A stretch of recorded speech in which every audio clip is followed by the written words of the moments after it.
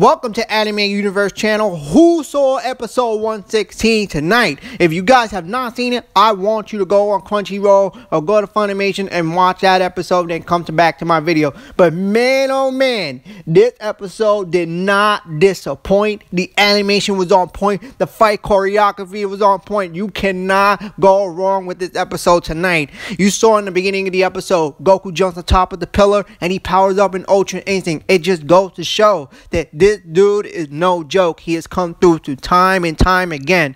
However, this time around, he was not using the Genki Dama, which is known as the Spirit Bomb in the English dub, as a battery supply. He was using his own power supply. And what was amazing is that in the beginning of the episode, he powered it up. He roared. And he showed people why Ultra Instinct is no joke. Even though he wasn't 100% and didn't have all his stamina back, he had enough to utilize Ultra Instinct. Both of them powered up. You know, one thing I love about Kefla, she wasn't even, shaking about it. She wasn't scared or nothing. She got up and just as powered up as Goku did. She went to Super Saiyan 2 in the legendary form, like Kale's legendary form, combined power, Khalifa. It was very, very interesting, and you saw both of their power were so massive that everybody had to dodge and duck and weave when the boulders were flying at them. It was incredible, man.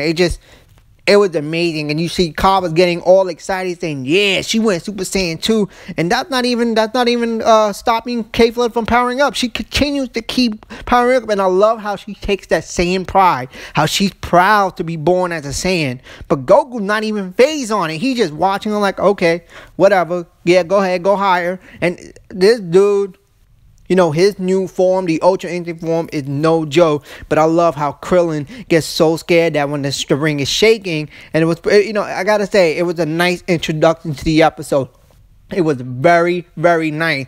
And the episode has, made a point, a case in point, that Goku's form is a hell of a lot stronger than it was back then.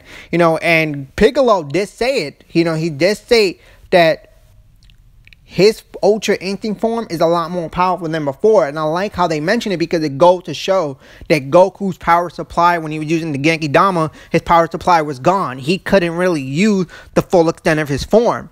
But I gotta say, this episode was not disappointing, and when they finished powering up, Goku and Kefla were fighting. Well, Goku wasn't really fighting back just yet, but it just shows what Ultra Instinct is all about. Self-mastery movement.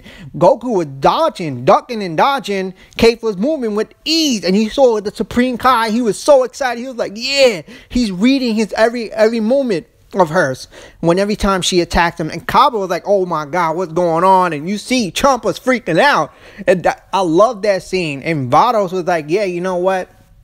Her speed and power is very impressive, but Goku-san's reaction is a lot better than Kefla. And it just goes to show, man, Ultra Instinct is not easy to attain. The show has reiterated from time and time again that Ultra Instinct, not even the gods of destruction, can master this. Only the angels, even Beerus hasn't mastered it. But I like how the Universe Supreme Kai, he showed his true color. He's like, destroy the ring, take Goku out with you, because Goku is a threat now. He's a threat using this form, and now Vegeta recognizes it. He says Kaguya's movement he's seen through Kefla, like his body's reacting on its own.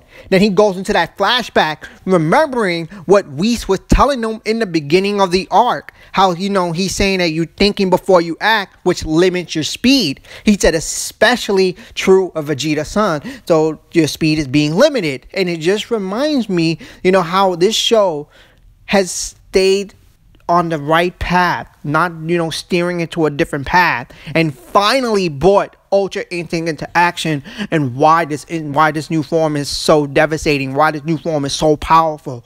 It's incredible. I'm really glad. And even we said it, not even Beerus mastered it. Remember, guys, we seen Beerus use Ultra Instinct, not in mastery form in the manga, but we didn't see it in the anime. But the anime did state that he does have Ultra Instinct, just not in master form. And now you see that after Vegeta's flashback, Kefla is still trying to attack him. She throws that ki blast at him, but it's not enough, It just Goku just dodging it with ease. And it's just incredible. It just showed that Goku has a better control of Ultra Instinct this time because he's more mentally aware. Now, when Kefla throws that Ki Blast, Goku's flying down on the boulder, and he looks at Kefla and he hits her with his ki through his eyes. This reminds me of Jiren, and it makes me think, does Jiren has Ultra Instinct because he hit Goku with just his eyes? So, you know, that's a really good question. I want you guys to ask yourself this. I want you guys to put this in the comment section. Do you think Jiren either has mastery of Ultra Instinct, or does he has Ultra Instinct but not in a master form like Beerus? It was just incredible when you saw Goku do it. Goku just hit it with his eyes, dude. I mean, you telling me you can't be mind blown about that? I know I am.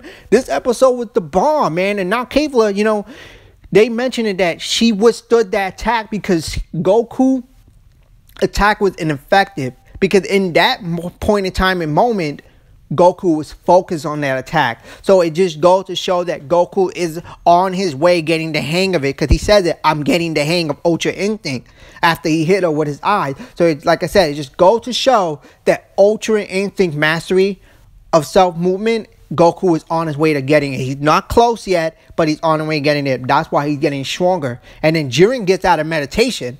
He doesn't interfere with the fight, which I really do like. I know some people was thinking that he was going to eliminate Kefla, but I was already under the impression that wasn't going to be. Jiren is a very prideful warrior. There's nothing evil about him. In the manga, you know, they explain a little bit more in depth about his story, but Jiren has never struck me as the kind of guy. He's like Frieza, you know, doing some sneaky stuff, and I'm just glad that he didn't interfere. I'm glad Dragon Ball Super let Jiren spectate Goku's new power, because Goku, after that scene, Goku goes back, and Kefla doesn't like his attitude because she keeps talking, you know, smack him, and Goku's like looking at him like, whatever, yo, you're a chump.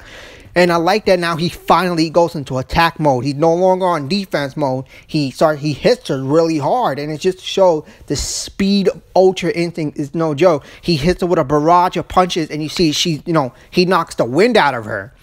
I haven't seen that reaction since DBZ, since Dragon Ball Z.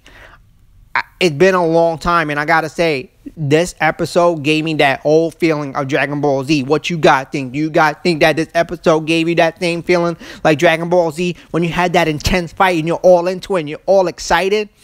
Come on, you know, I gotta tell you, it did for me. So I hope it does for you guys. So let me get back on track. So remember when after Goku hits her with the barrage of punches, he goes behind her, he kicks her through the boulder, and then he hits her. He doesn't physically hit her. He hits it with a wave of punch. Remember he threw that wave of punch at her? That reminds me of Jiren again.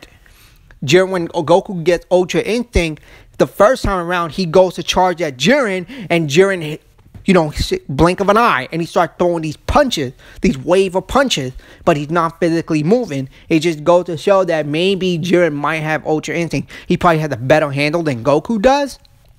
But we're finally seeing it, what it's capable of. Then after that, that's when we says again, he's like, you know, Goku's attack is not effective because he's focusing on it, and every time he tries to utilize Ultra Instinct, since he's not all that there and he has to master it, he's using up more stamina. So now he needs to end the show, or end the fight with one blow. Otherwise, he's in trouble. So Kefla powers up. She's really pissed. Really pissed off, and uses all of her ki, and she's blasting at Goku, and she's going all out. Remember, and her ki is not just aiming at Goku, but it's aiming around the entire ring. And everybody's like, what is she doing? You know, she's going to destroy the ring, and she's going to hit everything around her. And Whis is saying, you know, Goku better make this attack count. So now Goku's dodging her ki and everything, and he starts the Kamehameha blast. And as he continues to dodge it, you see that she's like, I got you. You can't dodge in midair. She throws that ki blast at him, and Goku's unconsciously dodges it, holding the Kamehameha blast, and he finally does the final blow on her and eliminates her. So apparently she got eliminated, so it wasn't just they defused and then one of them got eliminated. They both got eliminated. Kefla got eliminated, and that carries two Saiyans. You know, they fused in one body. Eventually, the Patora broke, and they defused. This episode, like I said, did not disappoint, and it gave us a great deal of understanding of what Ultra Instinct is, what the show is portraying, why this form is so hard to master, why this form is among the gods of destruction, why they, are so, frustrated, so disappointed. Well, I wouldn't say disappointed, but scared that a mortal like Goku's son can achieve this kind of form. Obviously, Goku hasn't mastered it, but it's clearly the show is on its way of letting Goku to master it. Also, too, I want to touch base on this. I like how Vegeta said, oh, if he can do it, I can do it too. And I'm going to master it before you do. This is what I love about Vegeta. I know the spoiler said that next episode, that Vegeta's going to try to unconsciously dodge this guy's attack, like he try to mimic Goku's movement, and he's gonna get hit, he's gonna fail at it. Don't be discouraged. Vegeta's not gonna get crapped on. He's not. What is gonna happen is Vegeta's gonna do what he always does. He's gonna get back up, and he's gonna keep pushing gonna keep pushing forward, and keep moving forward, and eventually he's gonna get Ultra Instinct. Because remember, guys, remember my last video, I said that Vegeta's gonna regain the spotlight in the Tournament of Power. So he's not going to get eliminated anytime soon. So look forward to this. Not just only Goku getting mastery of stealth movement. Vegeta is also going to get it. I like how Frieza was spectating, and he's like, it looks like you need to obtain Ultra Instinct by going through a great deal of physical strain. So does that mean Frieza is going to try to get Ultra Instinct? Because remember, he wants to win the Super Dragon Ball. He wants to control the gods. So, and I like that little sinister scene. He said, keep working for me, Son Goku. So if Frieza's not going to try to, go on the same path of getting Ultra Instinct, he's going to use Goku to pave the way, eliminating the strongest warrior, a.k.a. Jiren, so that he can eliminate everybody else and eliminate his own team members to be the last man standing to win the Super Dragon Ball. Let me know what you guys think. Do you think this episode was popping? Do you think this episode satisfied your, met your satisfaction, exceeded your expectation? Do you think the fight choreography was good? Do you think the animation was on point? And how soon do you think Vegeta's going to get Ultra Instinct? You let me know, guys. If you like my content, please like my video. And if you want more, subscribe to my channel. Thank you all. Hope you guys have a good night.